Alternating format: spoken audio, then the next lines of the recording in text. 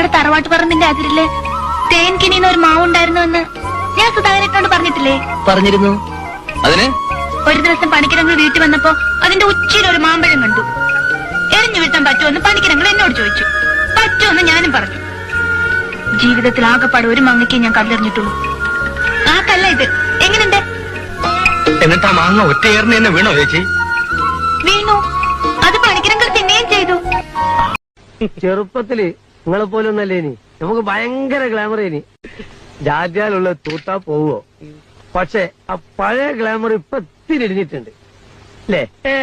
ഉണ്ട് ഉണ്ട് ഉണ്ട് നമ്മക്ക് തന്നെ അറിയാ.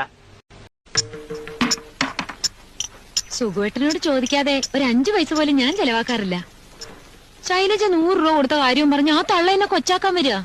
അവര് ചോദിച്ചപ്പോ ചില്ലറ ഉണ്ടായിരുന്നില്ല. ശൈലജ ശമ്പളക്കാരി ആയതുകൊണ്ട് ആദ്യം മുതലുള്ള എന്റെ ഒരു ആഗ്രഹം പറയട്ടെ സേതുട്ടാ.